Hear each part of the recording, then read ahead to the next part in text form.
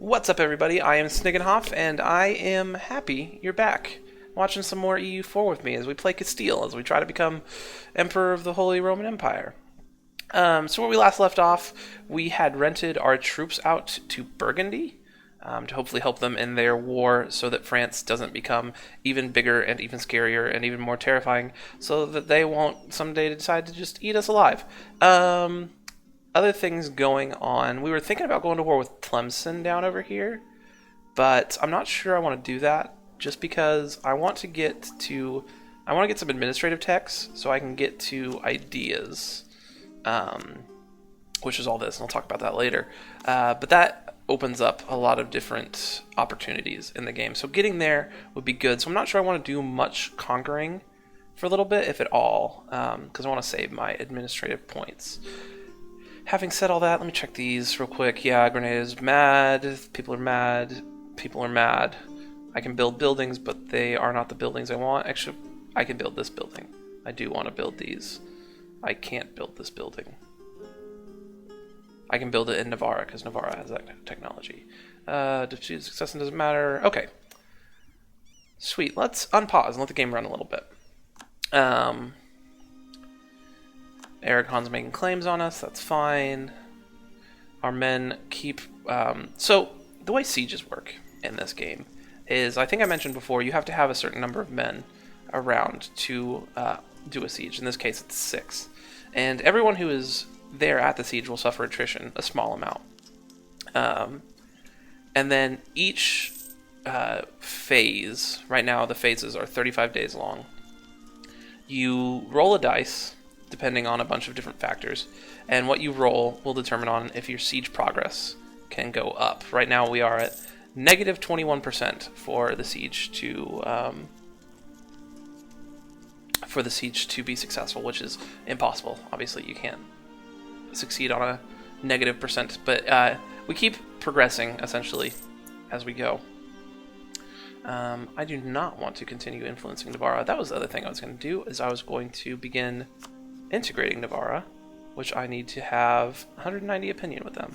So let's go ahead and improve relations with them for a little bit.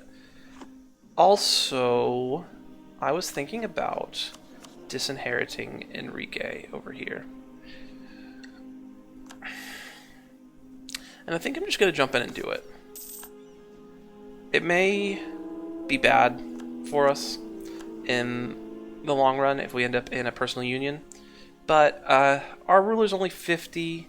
We probably have around 10-ish years before we have to really worry about him dying. I say that and he's going to die tomorrow and everything's going to be terrible. There is our rebellion that we've been waiting on.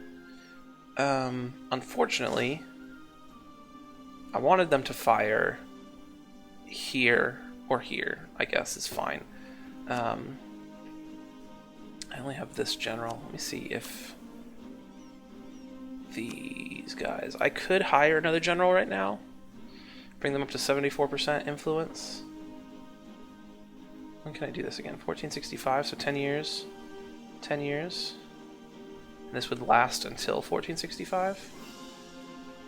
That seems fine. Yeah.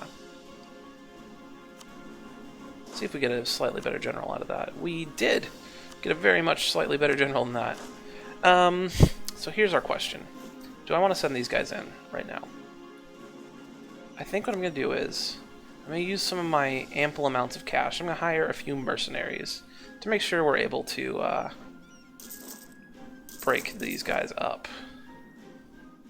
I'm not going to overbuild the force limit too much. Right now we're at 31 out of 33, and those 3 mercenaries I built will put us to 34 out of 33. I just want to build a few just to make sure that I'm able to take these guys out. It's in the mountains, so the battle we fight there, they'll have a pretty significant penalty because they're sieging one of our forts in the mountains. So the battle is going to treat them as if they're the defender instead of us. And I'll talk a little bit how battles work as we march in over here. So, pause. This is the battle screen. There are 2 different phases of each of a battle. First is the fire phase.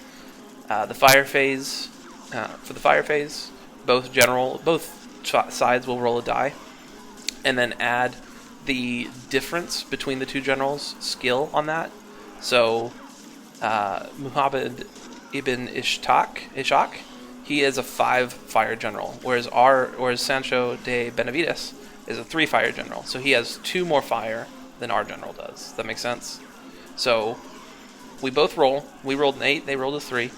They add the 2 from the difference of the 2 generals, and then because they're the defender in the mountains, they get a -2 to that roll. So essentially, they rolled a 3 to our 8, and not generally, all the time, bigger numbers are better. So the bigger numbers you roll, the more damage you're going to do, and damage is mostly represented by this morale bar here. Now, because of our tech advantages and some other things, we have more morale starting out than these guys do. We have 4.5 morale, they have 3.2 morale. So before this battle even started, we have a very large advantage. And then as we rolled in the fire phase, we had a pretty big advantage over them. So we're going to do more damage to them than what they do to us in this first phase of the battle. There are other numbers that go along with that, but that's the general gist of what is happening here. So that is the fire phase. The fire phase will last for a few days, and then we get to the shock phase. Once again, both sides will roll a die, and then you take the difference between the two generals' shock value, which our general is a 2 shock, their general is a 2 shock. So neither side's general has an advantage in that phase. We rolled an 8, and then they got a 9 -2, so they essentially rolled a 7. And in the early game, shock is much, much more important than fire. In the 1400s, people didn't have guns. So at the beginning of the game, we are doing much more shock damage than you do with fire damage. So you really want to win the shock phase in the early game. And you really want to have generals who have high shock numbers to get that big advantage over people. But this battle, we shouldn't have any problem winning. After the shock phase, we'll go back to a fire phase, and then back to a shock phase, and so on and so forth, until one army runs out of morale. And when they run out of morale, they run away. Also, it can happen where your troops don't run out of morale, but they do run out of you run out of men, and you can lose the battle that way as well. And typically, if you're fighting another country army, not rebels, once you beat an army, they will then retreat, and you can go chase them down, so on and so forth. When you fight rebels, though, almost all types of rebels, if they lose one battle, the entire army will fall apart. So now that we don't have to worry about them anymore, I'm going to disband these mercs. I don't want to have to keep paying for them. I did lose a lot of men in that battle, which is unfortunate. So our manpower is even farther away from being at full. And these guys over here, we are using our own manpower pool to replenish the condottieri that we rented out to Burgundy. So that's even more men we're losing. So we're kind of setting ourselves behind a little bit if we were to go into another war. But if Burgundy's able to win this war, then that might be a threat in France that we don't have to worry about in the future. The nobility just lost 10% influence. That's fine. We don't really want them having that much influence right now anyway, since they kind of hate us. Although that should be just about gone. Yeah, they're the 39.7, so like in 3 more months, they will go back to liking us again, which would be great. We're still improving with Navarra. I was thinking about going after Tlemcen. I'm still fabricating claims on them. And then, what else do I want to do right now? I'm going to keep just sieging up these southern forts down here, and come over here close to Burgundy's territory, so that possibly be around their armies in case I get attacked or they get attacked, and I can reinforce. I've improved with Austria in the past. Let's improve with Hungary.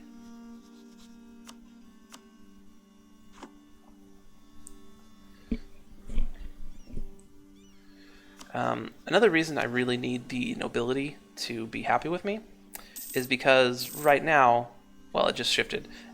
When they were unhappy with me, I was at negative 10 manpower recovery speed. Now I'm at positive 20, so that's a 30% swing. So I'm going to be getting men a lot faster, and it looks like the war with France has just ended. So I'm going to be getting my troops back here soon, most likely. Yeah, Burgundy canceled our condottieri arrangement. I don't know if anybody lost anything in this war. They have claims they didn't lose any cores. France didn't lose any cores.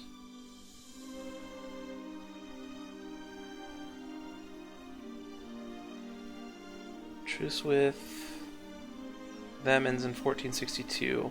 So it's only a 6-year truce, so likely they either took money or it was a white peace. The shortest a truce can be is 5 years. So the fact it's a 6-year truce, it looks like no land changed hands, and it's probably just money that changed hands. So which is fine.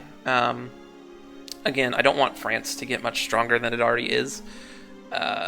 They hate me already, and they're allied with Aragon.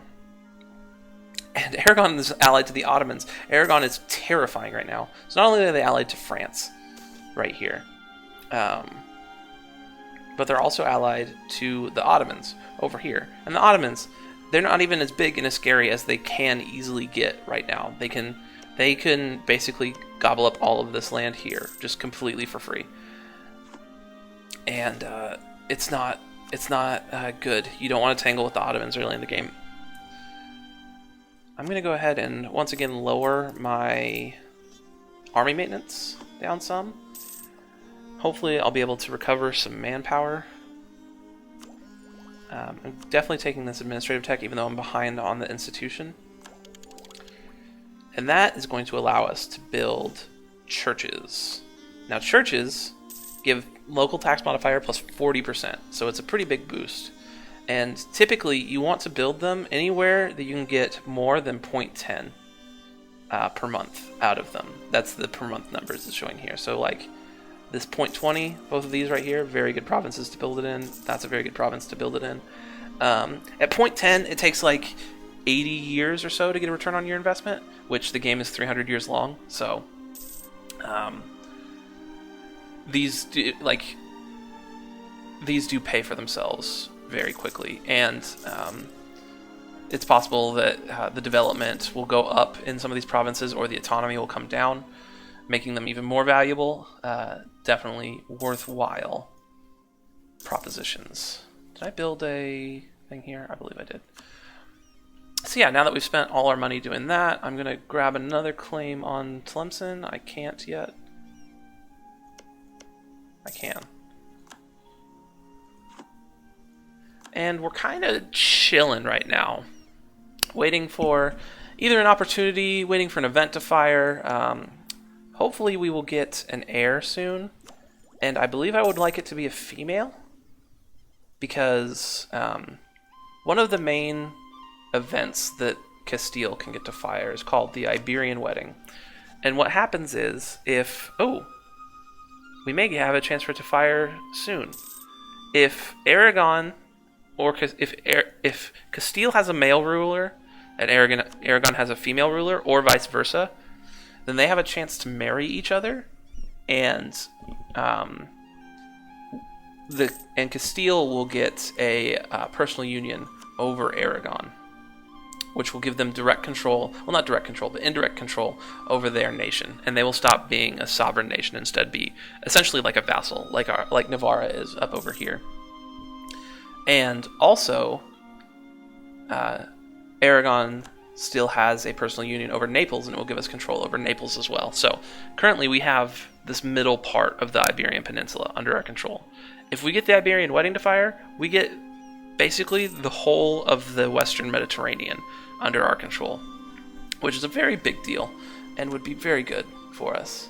And I believe with them having a female ruler, it has a chance to happen like any day now. So hopefully we can get that to fire.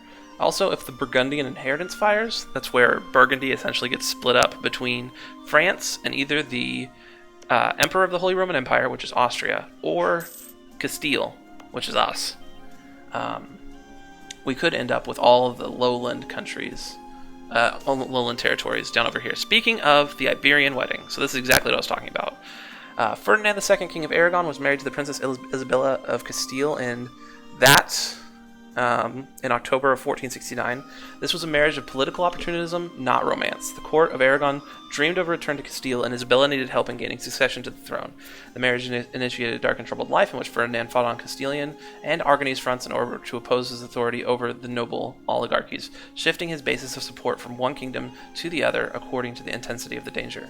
Despite the political nature of the union, he loved Isabella sincerely. Many considered Ferdinand the savior of his kingdoms, a bringer of unity. Others despised him for having oppressed them. Machiavelli attributed to him the objectionable qualities of the Renaissance prince. So, I can either bind our dynasty to theirs.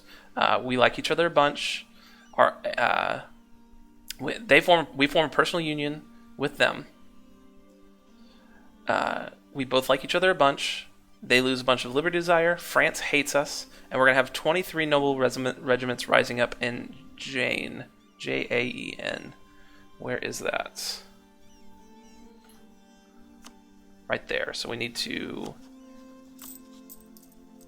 bump up army maintenance and send our troops to there. Or we could say, let us marry a local noble instead. And instead of taking control of the Western Mediterranean, we instead say, nah, and just gain a stability. That's not the one we're going to take. I'm going to let it run for just a little bit. You don't have to push the buttons automatically. I just want to get my troops in position for this rebellion.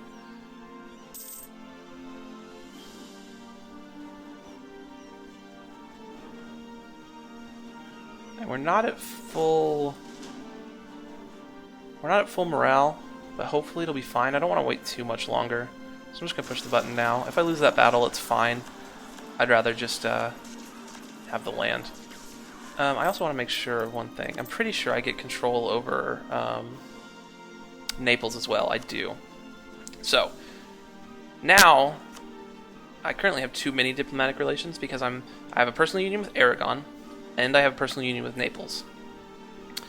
So typically you can only have 4 diplomatic relations, but now I have 5. I have an alliance with Burgundy, Navarre is my vassal, and then Aragon's personal union, Naples is a personal union, and the alliance with Portugal. So that's too many, but I can get rid of one of those by integrating Navarre, which I will do.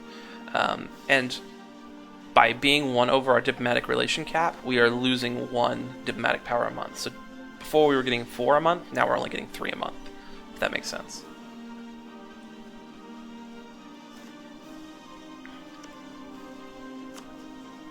Navarra, I would like to annex you. It's going to take us till 1458, so it's going to take us a year. We're going to lose some diplomatic points, which is unfortunate, but it's going to be worth it. I lost this battle, which is also unfortunate, because I won it. I won it. Thank you, Jesus. Now that we've done that, let's lower maintenance back down again.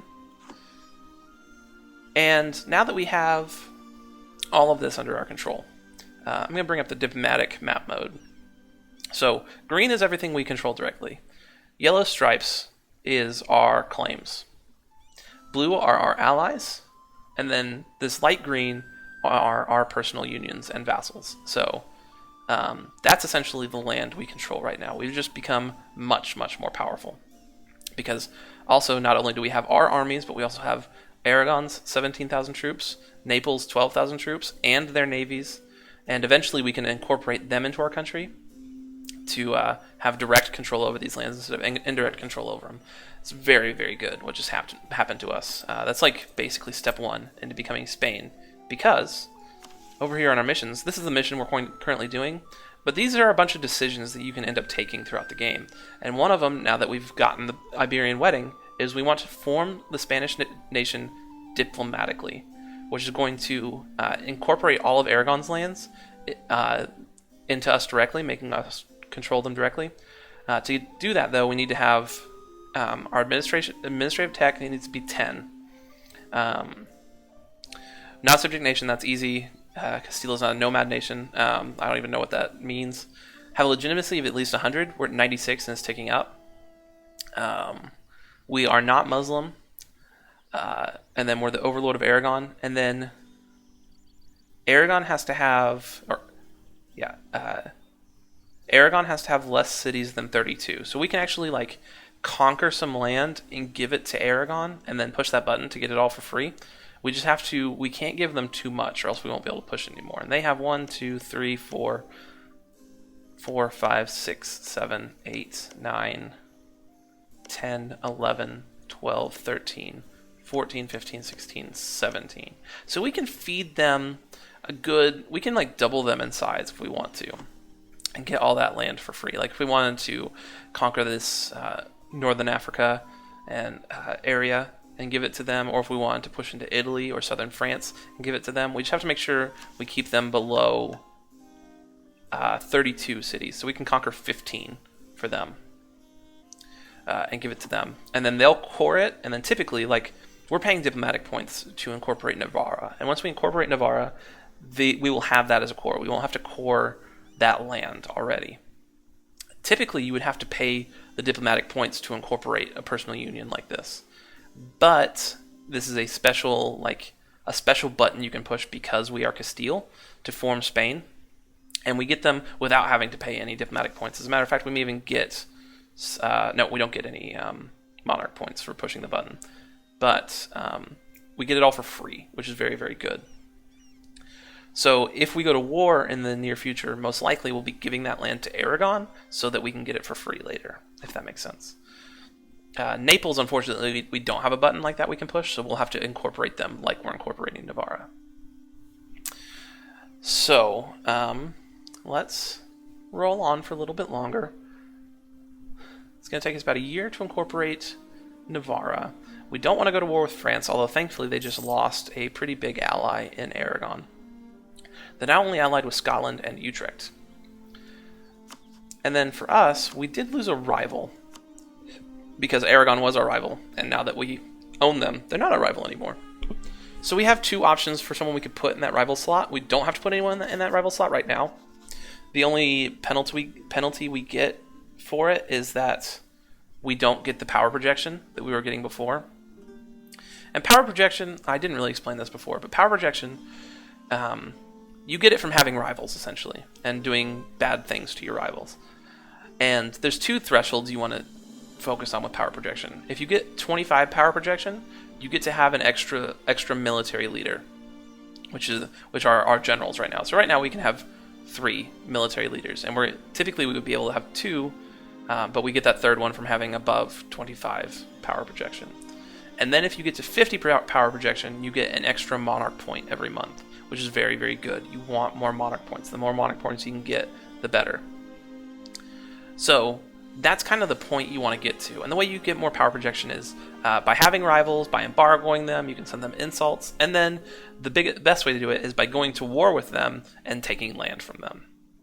So if we wanted to, we could go to war with France, try to take land from France, and that would give us a lot of power projection. Unfortunately, I'm a scaredy cat, and I don't want to tangle with France right now, and possibly never. But definitely not right now. Having said all that, we're going to call it a video there. Thank you guys so much for watching. If you liked the video, if you enjoyed the content, please feel free to leave a like, subscribe to the channel, or drop a comment down below. Tell me how much you like this creamy blue color of Venice. How much it just soothes your soul. And also follow me on Twitter. My Twitter handle is Snigenhoff. That's SNIGENHOFF. And I will see you guys next time. Thanks.